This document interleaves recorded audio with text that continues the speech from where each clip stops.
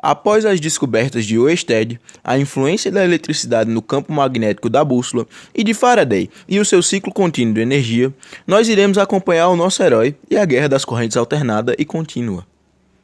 Mas quem é o nosso herói? Introspectivo, vaidoso e genial, Nikola Tesla não tinha uma armadura brilhante, nem montava um cavalo. O inventor sérvio, na realidade, no início de sua carreira, começou como simples engenheiro eletricista na Edison Machine Works, tendo como seu patrão ninguém menos que Thomas Edison.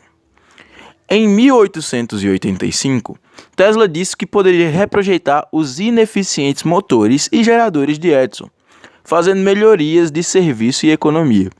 Conforme Tesla, Edison respondeu: "Você ganhará $50.000 se conseguir fazer isso."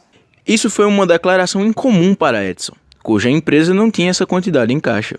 Depois de meses de trabalho, Tesla completou a tarefa e foi questioná-lo quanto ao pagamento. Edison, dizendo que ele apenas estava brincando, respondeu: "Tesla, você não entende nosso humor americano." Em vez disso, Edison ofereceu $10 de aumento semanal sobre o salário de $18 semanais de Tesla. Tesla recusou e imediatamente demitiu-se. Tempos depois, Tesla conheceu o homem rico que mudaria sua vida. Seu nome era George Westinghouse, um empresário industrial que tinha também interesse em um tipo de ideia de Tesla, a corrente alternada, que basicamente era produzir energia em altas tensões longe das casas e depois alterná-las para tensões mais baixas e mais consumíveis. Sendo assim, evitaria-se a necessidade de usinas elétricas a cada quarteirão. Porém, ninguém além de Tesla acreditava na probabilidade de criação de um motor capaz disso. Por outro lado, tínhamos empresas extremamente lucrativas baseadas no tipo de corrente vigente, a corrente contínua, tendo como seu fiel defensor Thomas Edison, ex-patrão de seu atual rival Nikola Tesla. Tesla, ao construir o seu novo motor de indução capaz de fazer a corrente alternada e baseado no princípio de Oersted, construiu o ovo de Colombo para explicar como funcionava sua corrente elétrica. Se chamava assim porque O ovo de Colombo, aquela história do ovo em pé. Colombo, quando descobriu a América, retornou à Espanha e lá os fidalgos começaram a ironizar. Colombo, qualquer um que pegasse uma caravela e fosse rumo ao leste acharia terras como tu. Teu feito não foi lá grande coisa. Colombo chegou para eles e perguntou: vocês colocam o ovo em pé? E aí, por mais que você tente, né, o ovo não para em pé. Colombo pegou o ovo e fez assim. Aí quando o pessoal ouviu, falou: mas Colombo, assim qualquer um faz. E Colombo disse: a diferença é que eu fiz primeiro. O dispositivo foi alimentado por uma bobina de 2 fases de corrente alternada, para criar o campo magnético rotativo em volta de uma peça de cobre em formato de ovo, fazendo-a girar e ficar em pé, recriando o ovo de Colombo. Atualmente, para nós, está claro que a corrente alternada era superior à corrente contínua, e com os avanços de Tesla, o êxito dessa corrente seria óbvio. Porém, existia um homem que acreditava fielmente em sua corrente contínua, dos filamentos das lâmpadas aos interruptores, bocais e geradores.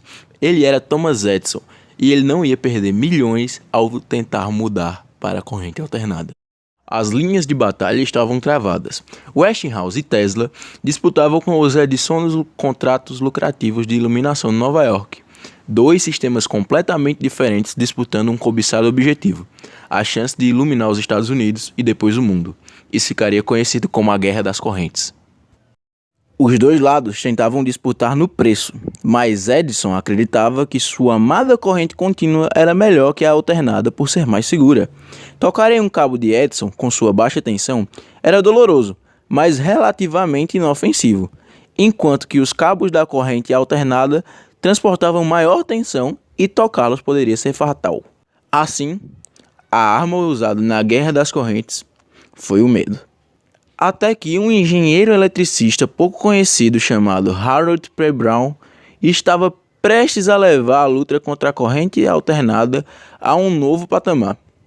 Isso se tornaria uma das campanhas publicitárias mais radicais e negativas da história. Brown tinha criado uma forma singular e teatral de demonstrar o poder mortal da corrente alternada e ele estava ansioso para exibi-la ao mundo. O plano de Brown era extremamente macabro. Ele se dirigiu a um grupo de garotos de rua e os ofereceu dinheiro para capturarem cães vadios em toda a Manhattan.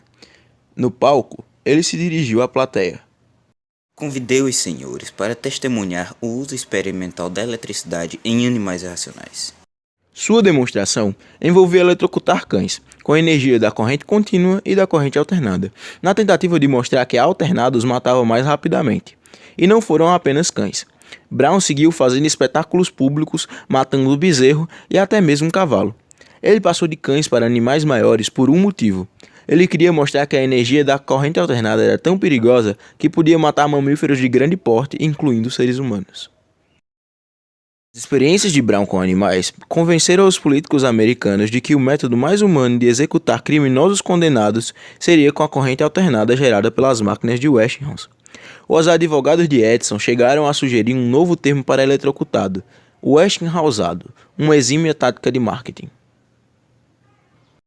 E precisamente às 6h32 da manhã, na manhã do dia de 6 de agosto de 1890, William Kemmler, de 45 anos, foi amarrado a uma cadeira de madeira e 2 eletrodos ensopados foram cuidadosamente colocados nele. E enquanto 26 funcionários e médicos olhavam de uma sala adjacente, Kemmler se despediu do capelão da prisão e esperou. A execução de William Kemmler marcou o pior momento da Guerra das Correntes, mas não marcaria o seu fim, porque Nikola Tesla estava prestes a fazer algo que nunca tinha sido visto, algo tão maravilhoso e ousado que viveria para sempre na memória de quem o viu. Em uma noite quente de verão, em julho de 1888, ele reuniu 75 dos melhores engenheiros eletricistas e repórteres do país para testemunhar um espetáculo que nunca iriam esquecer. Tesla vinha desenvolvendo um método de geração de correntes alternadas de alta frequência e em 21 de maio de 1891, em um encontro de engenheiros eletricistas, ele o demonstrou. Em uma exibição quase mágica de incrível poder e surpresa, sem usar cota de malha ou máscara de segurança, dezenas de milhares de volts produzidos por uma bobina de Tesla atravessaram o seu corpo até a extremidade da lâmpada que ele segurava. A corrente alternada de Tesla foi de uma frequência tão alta que atravessou seu corpo sem causar danos graves, ou até mesmo dor. Sua demonstração mostrou que, se manejada corretamente, a corrente alternada em tensões extremamente altas podia ser segura. A guerra das correntes havia sido vencida por Westinghouse e Tesla.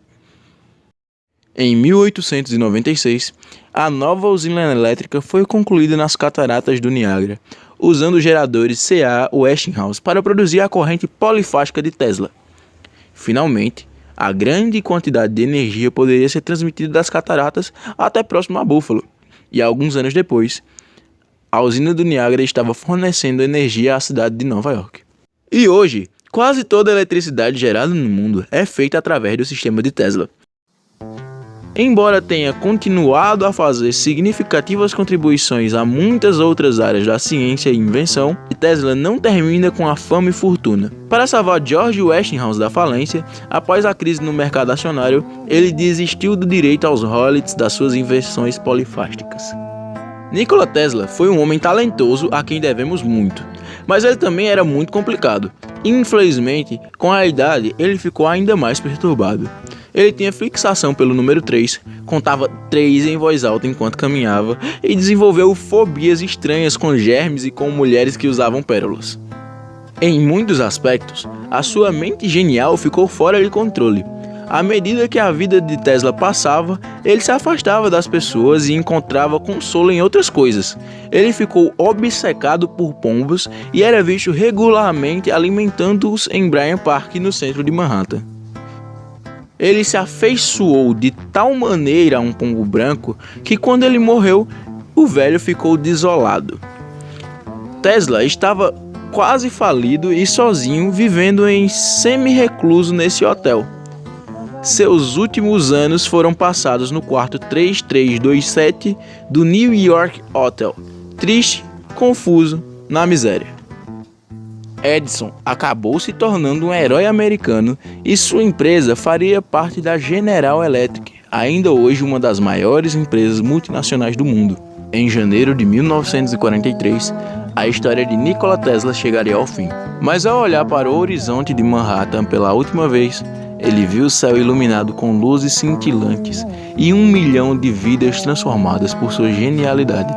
A capacidade de gerar e transmitir eletricidade e a invenção de máquinas para usá-la mudaram o nosso mundo de maneiras que não imaginávamos. Meu amor por você chegou ao fim. É tudo que tenho a dizer. Também não precisa sair assim. Espere o dia amanhecer.